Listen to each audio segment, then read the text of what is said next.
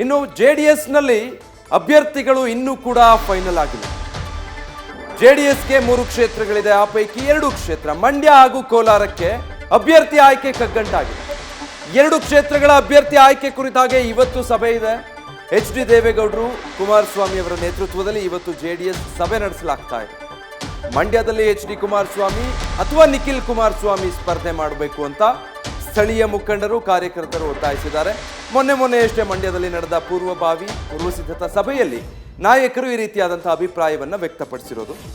ಈ ಕಡೆ ಕೋಲಾರಕ್ಕೆ ಯಾರನ್ನು ಅಭ್ಯರ್ಥಿ ಮಾಡಬೇಕು ಅನ್ನೋದು ಕೂಡ ಇನ್ನೂ ನಿರ್ಣಯ ಆಗಿಲ್ಲ. ಸೊ ಇದೆಲ್ಲವನ್ನು ಫೈನಲೈಸ್ ಮಾಡೋದಕ್ಕೆ ಅಂತ ಇವತ್ತು ಒಂದು ಸಭೆ ನಡೀತಾ ಇದೆ. ಸಭೆಯಲ್ಲಿ HD ದೇವೇಗೌಡರು ಇರ್ತಾರೆ, ಕುಮಾರಸ್ವಾಮಿ ಅವರು ಇರ್ತಾರೆ. ಸೊ ಮಂಡ್ಯ ಮತ್ತೆ ಕೋಲಾರ 2 ಕ್ಷೇತ್ರಗಳಿಗೆ ಯಾರನ್ನ ಅಭ್ಯರ್ಥಿಯನ್ನಾಗಿ ಕಣಕ್ಕಿಳಿಸಬೇಕು ಅಂತ 3 ಕ್ಷೇತ್ರಗಳು JDSಗೆ ಈ ಬಾರಿ ಸಿಕ್ಕಿರೋದು. ಹಾಸನ, ಮಂಡ್ಯ, ಕೋಲಾರ ಮೂರನ್ನೂ ಕೂಡ ಗೆಲ್ಲಲೇಬೇಕು ಅಂತ JDS ಪಣ ತೊಟ್ಟಿರೋದ್ರಿಂದ ಹಾಸನದಲ್ಲಿ ಅವರಿಗೆ ಗೊಂದಲಗಳೇನೂ ಇಲ್ಲ. ಬಟ್ ಮಂಡ್ಯದಲ್ಲಿ ಪುಟ್ಟರಾಜು ಅವರನ್ನು ಅಭ್ಯರ್ಥಿ ಮಾಡಬೇಕು ಅನ್ನುವಂಥ ಹೆಚ್ಚು ರೆಕಮೆಂಡೇಶನ್ ಇತ್ತು. ಬಟ್ ಮೊನ್ನೆ ಸಭೆಯಲ್ಲಿ ಅವರೇನೆ ನೀವೇ ಸ್ಪರ್ಧೆ ಮಾಡಿ ಅಂತ ಹೇಳಿದರು. ಡೀಟೇಲ್ಸ್ ಕೊಡ್ತಾರೆ ಮಂಜುನಾಥ್, ಲೈವ್ನಲ್ಲಿ ಜಾಯ್ನ್ ಆಗ್ತಾ ಇದ್ದಾರೆ.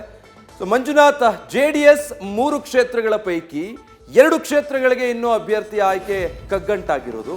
ಇವತ್ತಿನ ಸಭೆ ನಂತರ ಅದೇನಾದರೂ ಅಂತಿಮ ಆಗ್ಬೋದಾ? ವಿಜಯ್, ಖಂಡಿತವಾಗಿ JDS 3 ಸ್ಥಾನಗಳಿಗೆ ಸ್ಪರ್ಧೆ ಮಾಡಲಿಕ್ಕೆ ಈಗಾಗಲೇ ಸಾಕಷ್ಟು ತಯಾರಿಗಳನ್ನ ಮಾಡ್ಕೊಂಡಿರುವಂತದ್ದು. ಆದ್ರೆ ಇಲ್ಲಿ 2 ಕ್ಷೇತ್ರಗಳಿಗೆ ಯಾರು ಅಭ್ಯರ್ಥಿ ಅನ್ನೋದ್ರ ಬಗ್ಗೆ ಇನ್ನೂ ಕೂಡ ಸ್ಪಷ್ಟ ನಿರ್ಧಾರಕ್ಕೆ ಬರಲಿಕ್ಕೆ JDS ನಾಯಕರಿಗೆ ಆಗಲಿಲ್ಲ. ಯಾಕಂದ್ರೆ ಮಂಡ್ಯದಲ್ಲಿ ಏನು ಕುಮಾರಸ್ವಾಮಿ ಮತ್ತೆ ನಿಖಿಲ್ ಕುಮಾರಸ್ವಾಮಿ ಸ್ಪರ್ಧೆ ಮಾಡಬೇಕು ಅಂತ ಹೇಳಿ ಅಲ್ಲಿನ ಸ್ಥಳೀಯ ಕಾರ್ಯಕರ್ತರು ಒತ್ತಾಯ ಮಾಡ್ತಿರುವಂತದ್ದು. CS ಪುಟ್ಟರಾಜು ಅವರು ಪ್ರಬಲ ಟಿಕೆಟ್ ಆಕಾಂಕ್ಷಿ ಆಗಿದ್ರು ಕೂಡ ಪುಟ್ಟರಾಜು ಅವರು ಕೂಡ ಸ್ವತಃ ಕುಮಾರಸ್ವಾಮಿ ಮತ್ತೆ ನಿಖಿಲ್ ಕುಮಾರಸ್ವಾಮಿ ಇಬ್ಬರಲ್ಲಿ ಒಬ್ಬರು ಸ್ಪರ್ಧೆ ಮಾಡಬೇಕು ಅನ್ನೋ ಒಂದು ಒತ್ತಡವನ್ನು ಕೂಡ ಅವರು ಕೂಡ ಹಾಕಿರುವಂತದ್ದು. ಇನ್ನೊಂದು ಕಡೆ ಕೋಲಾರದಲ್ಲಿ ತ್ರಿಕೋನ ಫೈಟ್ ಇರುವಂತದ್ದು.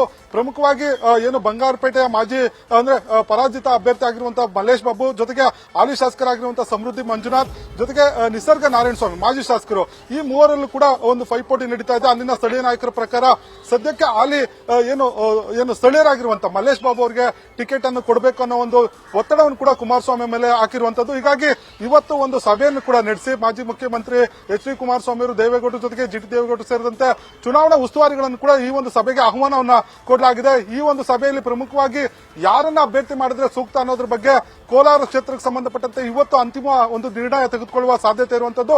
ಇನ್ನು ಮಂಡ್ಯ ವಿಚಾರಕ್ಕೆ ಸಂಬಂಧಪಟ್ಟಂತೆ ಕುಮಾರಸ್ವಾಮಿ ಅವರು ಈಗಾಗಲೇ ಘೋಷಣೆ ಮಾಡಿರುವಂತದ್ದು, ತಾವು ಆಸ್ಪತ್ರೆಗೆ ಹೋಗಿ ಆಪರೇಷನ್ ಮುಗಿಸಿಕೊಂಡು ಬಂದ ನಂತರ ಏನು 25ನೇ ಅಂದ್ರೆ ಮಾರ್ಚ್ 25ರ ಬಳಿಕ ಒಂದು ಯಾರು ಅಭ್ಯರ್ಥಿ ಅನ್ನೋದನ್ನ ಘೋಷಣೆ ಮಾಡ್ತೀನಿ ಅನ್ನೋ ಮಾತನ್ನ ಹೇಳಿರುವಂತದ್ದು. ಹೀಗಾಗಿ ಇವತ್ತು ನಡೆಯುವಂತಹ ಸಭೆ ಸಾಕಷ್ಟು ಮಹತ್ವವನ್ನು ಪಡ್ಕೊಂಡಿರುವಂತದ್ದು. ಯಾಕಂದ್ರೆ ಈಗಾಗಲೇ ಎಲ್ಲಾ ಪಾರ್ಟಿಗಳಲ್ಲೂ ಕೂಡ ಅಭ್ಯರ್ಥಿಗಳನ್ನ ಘೋಷಣೆ ಮಾಡಿದ್ರೆ, ಜೊತೆಗೆ ಸಿದ್ಧತೆಗಳು ಕೂಡ ಆರಂಭಿಸಿರುವಂತದ್ದು. JDS ತನ್ನ 3 ಕ್ಷೇತ್ರಗಳಲ್ಲಿ 2 ಕ್ಷೇತ್ರಗಳಿಗೆ ಅಭ್ಯರ್ಥಿ ಯಾರು ಅನ್ನೋ ಗೊಂದಲ ಇಲ್ಲೂರು ಕೂಡ ಮುಂದುವರೆತಿರುವಂತದ್ದು. ಜೊತೆಗೆ ಅಲ್ಲಿನ ಸ್ಥಳೀಯ ಕಾರ್ಯಕರ್ತರು ಮುಖಂಡರಲ್ಲೂ ಕೂಡ ಸಾಕಷ್ಟು ಗೊಂದಲ ಇದೆ. ಹೀಗಾಗಿ ಕುಮಾರಸ್ವಾಮಿಯವರ ಮೇಲೆ ಸಾಕಷ್ಟು ಒತ್ತಡವನ್ನು ಕೂಡ ಅಲ್ಲಿನ ನಾಯಕರು ಹಾಕ್ತಿರುವಂತದ್ದು. ಹಾಗಾಗಿ ಇವತ್ತು ಈ ಒಂದು ಸಭೆಯನ್ನು ಕರೆದಿದ್ದಾರೆ.